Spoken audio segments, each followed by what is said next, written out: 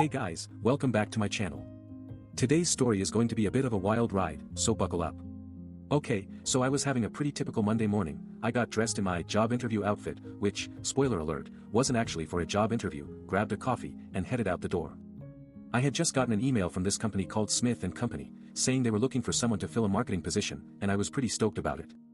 I mean, who wouldn't want to work with a bunch of young, hipsters like Omar, right? I'd heard great things about the company culture, and I was excited to see what all the fuss was about. So, I arrived at the office, which turned out to be some converted warehouse in a weird part of town, and was greeted by Devin, who was supposed to be my interviewer. Devin seemed nice enough, but also kind of off. He kept glancing at his watch and muttering under his breath about the meeting that was supposed to start 15 minutes ago. I tried to brush it off, thinking maybe he was just stressed or something, but as we sat down to chat, I started to get a little suspicious. There were a few weird symbols on the wall, some plants in the corner that looked like they hadn't been watered in weeks. I'm not gonna lie, my initial impression of this place wasn't exactly promising. So basically, I just went with it. I asked Devin questions about the company and the role, trying to play it cool while secretly wondering if I'd stumbled into some kind of cult or something. Omar walked in a few minutes late, apologizing profusely for making us wait, but also kind of, not really explaining what was going on. He just gave me this weird look, like, oh, you're here too, and then went off to answer Devin's questions. I'm not even joking, guys, it was like I'd walked into some kind of alternate reality. The more we talked, the more I realized that maybe, just maybe, I wasn't supposed to be there. But I didn't know what else to do, so, yeah. That's where I left off. Except now I'm actually here, sitting in this weird office with Devin and Omar, trying to figure out how I got myself into this mess. I mean, what if Smith & Company is actually a front for something? What if they're not even a company at all? Okay, I know that's getting way too deep. But honestly, guys, my mind is racing right now. And before I can even start analyzing the situation, there's a knock at the door. Like, literally. A real, actual knock. I look up to see a middle-aged man with a stern expression walking towards us. He looks like he just stepped out of a bad 80s detective movie. Can I help you? Devin asks, trying to sound nonchalant despite the fact that we're all probably about to be caught in some kind of sinister scheme. I'm here to see Mr. Johnson, the man says, his voice firm but with a hint of uncertainty. I was told he'd be expecting me. Omar leans forward, a look of curiosity on his face. Sorry, I don't think we have anyone by that name on our staff. He glances at Devin, who shrugs in response. The man's expression darkens slightly. This is ridiculous, he mutters under his breath. Then, his eyes land on me and something clicks into place. His face goes white, and for a moment, I think he might actually pass out. Wait, don't look at her like that. Devin exclaims, but the man just keeps staring at me with an unnerving intensity. Omar stands up, towering over him, and says, what's going on here? The middle-aged man takes a step back, his eyes still fixed on me. You, he whispers, his voice barely audible. You're the one. Suddenly, Devin stands up, her expression fierce. Who are you? What do you want? The man hesitates for a moment before speaking. My name was. He pauses, as if collecting his thoughts. My wife's sister was a friend of Priya's, he says, finally. I think we have some history to catch up on. I'm left sitting there in stunned silence as the room begins to spin around me.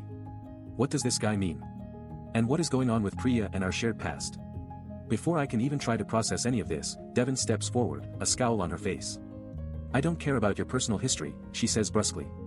What we need to know is why you're here now. The man takes another step back, his eyes darting between us as if searching for an escape route. I think it's all connected to a job I was supposed to do years ago, he stammers. Something went terribly wrong, and I've been trying to find out what happened ever since. The man pauses, collecting himself before continuing. My name is Samuel, by the way. Omar nods at him, and Devin's expression softens slightly. Priya was supposed to meet you here years ago, Samuel continues, his voice steady now. But she never showed up. I assumed it had been cancelled. I'm still trying to wrap my head around what's happening when Samuel turns back to us and says. Wait, I think there's been a mistake. His eyes flicker between Omar and me, confusion etched on his face. You're Priya. He takes another step forward, and I can see the mixture of relief and wariness in his eyes. I feel a surge of embarrassment, realizing that I've just walked into someone else's job interview. No, I'm so sorry, Omar says quickly, holding up his hands. It seems we have some sort of miscommunication. Samuel looks unconvinced, but he nods and begins to explain. Okay, let's start from the beginning then. I was supposed to meet Priya here for a job interview with DevTech Corp. But she never showed up. The manager said it had been cancelled at the last minute, and I've been trying to find out why ever since. I feel a shiver run down my spine as he speaks. This is starting to sound all too familiar. I remember now, Devon says, her voice filled with a mixture of curiosity and concern. You were supposed to work on that project together, weren't you? The one that went wrong. Samuel's expression darkens, and for a moment, I think he might lunge at us. But then he seems to regain control, his jaw clenched. That's right, he growls. I was working on a top-secret project with Priya when everything went haywire. We were supposed to be meeting here today to discuss the next phase of the project. As we stand there in stunned silence, I hear the sound of footsteps approaching from down the hall. It sounds like someone, or something, is coming our way. Oh no, Devon whispers, her eyes darting around the room as if searching for an escape route. It's him. He's here now. I feel a chill run down my spine as I turn to see Omar walking towards us, his expression a mixture of shock and anger. His eyes widen as he takes in the scene before him, and I can tell he's trying to process what's happening. Samuel, he says, his voice firm but controlled. What are you doing here? You're supposed to be at your desk, working on that project with Priya. Samuel's face twists in a scowl, and he takes a step forward, his fists clenched at his sides.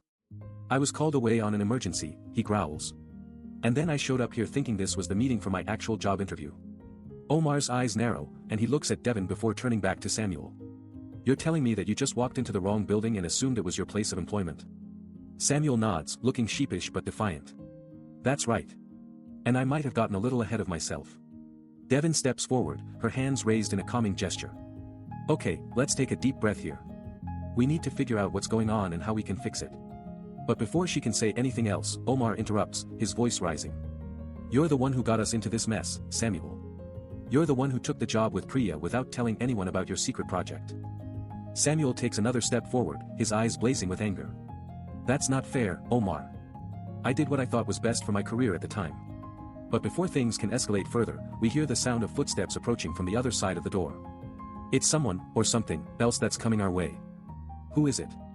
Devon whispers, her eyes darting towards the door as if she's expecting something to burst in on us at any moment.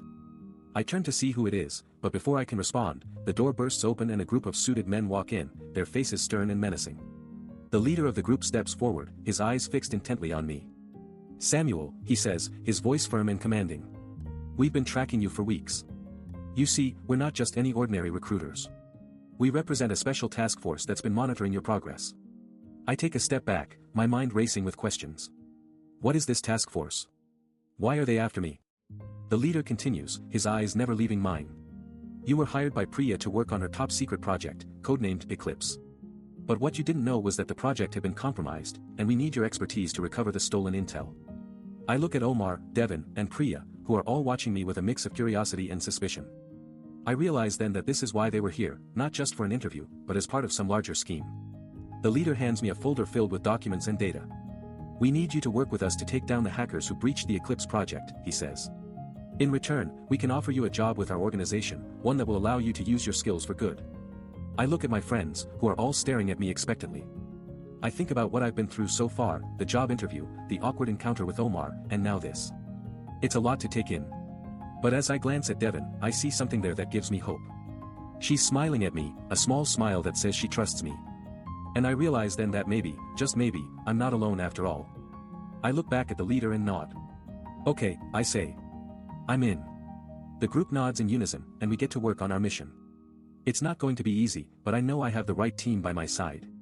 As I leave with the task force, I turn to Priya and Devon one last time. Thanks for having my back, I say. I owe you one. Priya smiles and waves goodbye as I walk away. Anytime, she says. But next time, maybe stick to the job description, okay? And honestly, I still think about that moment when I realized just how much I'd gotten myself into. Would I do it all again? Probably not, but one thing's for sure, I'll never forget this experience, and the friends who helped me get out of it alive. Let me know in the comments, have you ever been in a situation where you had to think on your feet like Samuel did?